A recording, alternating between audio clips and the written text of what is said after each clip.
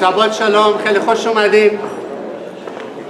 با تبریک بسیار زیاد برای خانواده بالافر، خانواده داویدی، خانواده صدیقپور و تمام خانواده ارس کالچرال سنتر.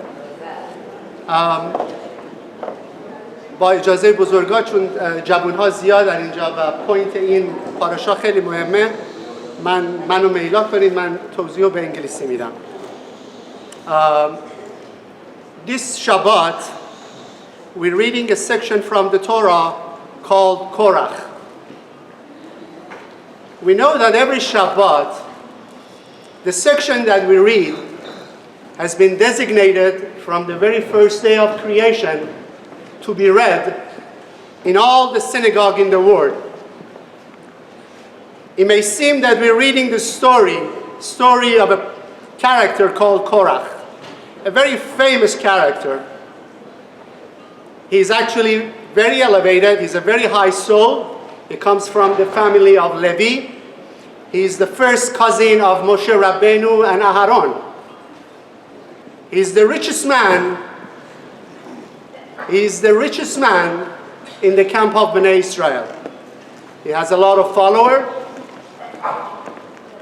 Like I said, he's actually a very righteous person. He's very sadiq. And we have to understand why Torah designate a name of a section of the Torah of a parasha to him, to Korah. What is so significant about Korah? And with everything that is happening in the world, with all the challenges, with all the darkness that it seems to be dark, with all the difficulties that every one of us face, what is the point of reading this section, Korah? If you read the simple story of the Torah, you may think that the Korah is a negative character in the Torah. He starts a revolution against, an uprising against Moshe and Aharon. He gets some bad advice, and he comes to Moshe and Aharon, and he complains. We're all familiar with the word of complaining, with the conscience of complaining. And he comes and complains to Moshe and Aharon that why do you keep everything to yourself? Why you keep your family in the head of everything? Who says you're the leader? Who says Aharon should be the Kohen Gadol? I'm at the same level as you guys. How come I don't have anything? The simple narrative of the story of Korah, it's only a surface. It's only a levush. It's only a clothing of what this parasha is all about. Of why God, from the day of creation, wanted this portion to be read in all the synagogues in the world. What kind of energy is going to emanate from the reading of this parasha? How this parasha is going to help me, help you, and help the rest of the world. Even though the story seems to indicate that Korah is a negative person, all the Kabbalists, all the Mekubalim agree on one thing, that Korah not only was not a negative person, he was actually a righteous person. We know that Korah is the reincarnation, is the Gilgul Neshama of Cain. If you remember, Adam had two sons, Abel and Cain, Havel and Kabel. Havel reincarnates into Moshe Rabbeinu, and Cain reincarnates to Korah. And Ari Agadosh, Rabbi Isaac Luria, one of the biggest Kabbalists of all time, goes forward to tell us that actually the descendants of Korah, they are all righteous people, amazing soul. We know Prophet Shamuel is the reincarnation of Korah. And Ari Agadosh explains to us what happened to Korah. Why did he rebel against Moshe and Aharon and his family. What was his problem? And he explains that actually Korah had a power of prophecy. He had Ruach Kodesh. We know during some periods of time, there are some openings in the cosmos. And things were revealed to the whole world. And Korah sees this prophecy that when they were at the desert with all the Bnei Israel, he saw an opening in the cosmos. And what was that opening? Ari Agadosh explains, when the physical world was created, after the very first Simsum, when the light concealed itself and the darkness seems to take over and was part of the physical reality, in order for us to earn the light, there was a consciousness. There was this light, this energy consciousness that was revealed in the Garden of Eden. It's called Ke'elim Egulim, which means circular vessels. A circular vessel. It means that every soul, every spark of the soul of Adam and Eve, they're all equal. We know that everybody, every human being has an aspect of the light force within him, the neshama. And it's all equal in everybody. Everybody has the same aspect of the light force of God. And when that reality, that consciousness took over the Garden of Eden, all the souls were equal. But then again, something happened. Adam fell, and that consciousness changed.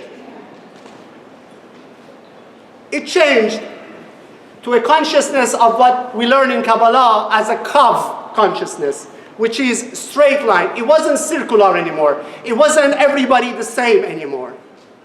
We have elevated soul, and then we have the soul who are in a lower level of consciousness.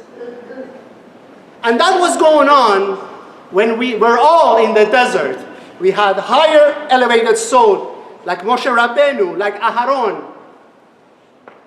And then we had people who had lower level of consciousness, lower level of spirituality. And Korah saw, with his divine inspiration, that the time has come that all the souls are to be equal. There shouldn't be one bigger, one higher, and one lower. That consciousness is a consciousness of Mashiach. We know that when Mashiach comes, we don't need Torah anymore. We don't need religiosity anymore. Everybody is going to be at the same level of consciousness, holiness. So Korah saw something amazing, something beyond everybody else. His intention was good. So he went, as you know, during those times, we had a Mishkan, the tabernacle, and around the tabernacle, it was the family of the Levites, the family of Moshe Rabbeinu. And then outskirts of the Mishkan, they were the rest of the Israelites. And we learn in Talmud, we learn in Mishnah, and we learn in Kabbalah, that the desire of the Levites was the highest among all Israelites. That's why they were seated, they were designated to be closer to the Mishkan than the rest of the Israelites. So Korah comes and tells everybody, the time has come that all of us are equal. All of us are equal. We all should have the desire that Moshe Rabbeinu has, that Aharon has. We all should be equal. It sounded great, it sounded good. So what went wrong? What went wrong? What happened to that great revelation of consciousness that Korah received? We know that he comes and he tells Moshe that, who are you to rule us? Who says your words are the godly words?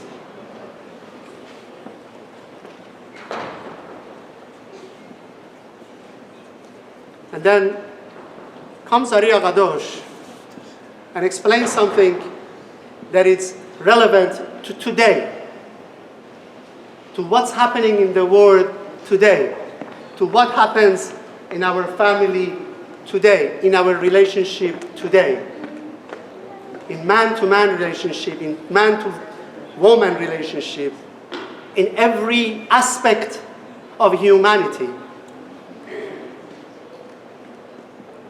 Korah was right. Even Aharon didn't object to Korah because Aharon knew that Korah is right. So what was wrong? What went wrong? And Ari HaKadosh explains that 99.9% of the consciousness of the Korah was pure, was good, was right.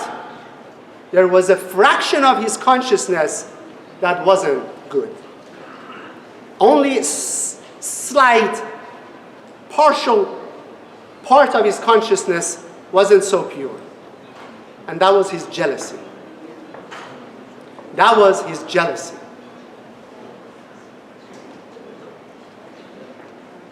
What is jealousy? We are supposed to have, according to Kabbalah, we all are supposed to have the biggest desire to receive. We should want everything. I want the best life. I want the best house. I want the best car. I want the best education. I want the best position. We all should strive to be the best.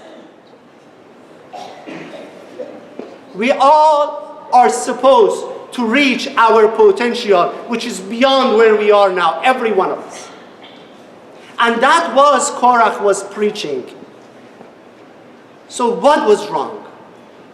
And then Ari HaKadosh explains that the most important thing behind everything is the purity of the heart.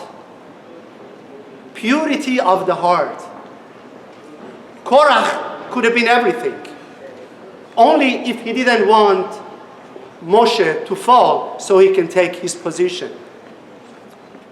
I want to be the best I can be, but not bringing somebody else down so I can reach to that potential. Jealousy is when I want everything, but I want to get it from somebody that he has it all, and I can't stand somebody has it all and I don't have it. There is a positive jealousy that should help us to see how people reach their goal, reach their potential, and that should motivate me to be the best I can be. Because every soul has a different tikkun, a different correction, a different path. Not even two souls have the same mission, same potential. So me and you are supposed to strive to be the best we can be. And to have honor, respect for everybody else around us. The agreement, the disagreement that Korah had, the challenge that Korah created with Moshe and Aharon. Korah thought he was right and Moshe is wrong. And he thought only his way is right. We are supposed to have disagreement. We are supposed to think differently. And you may even be right when you discuss something with somebody, when you argue with somebody, and you may be 100% sure that you are right and he is wrong. But if you think the way you think is the only way, then you are wrong. We make mistake when we think we are right. We don't make mistake when we think we are not right. The ego comes in when I think I am right and nobody else is right. Only my race is good, the other race is bad. White is good, the black is bad. My way of studying is right and everybody else is wrong. When I think my way is the only way is when I make the biggest mistake of my life. And it doesn't matter how elevated you are. It doesn't matter how smart you are. It doesn't matter where you are, as Korah was. He was one of the most elevated souls. But he thought his way is the only way. The problem of the world, ladies and gentlemen, if you look around you, in family relationship, in friendship relationship, in marriages, in world matters, is when the leaders think their way is the only way. It's either my way or highway. And that is the cause of the problem of separation. Korah created separation because he didn't have the pure heart, because his ego took over. This Shabbat, the reason all the synagogues in the world read the section of the Korah is not about some fellow 3,500 years ago rebelling against Moses. No, Korah is part of our consciousness. Korah is part of me. Moshe Rabbeinu is part of me. And when I respect other people's opinion, other people's race, other people's love, other people's way of life, it doesn't necessarily mean that I follow their path, but I respect it. And I don't think that my way is the only way.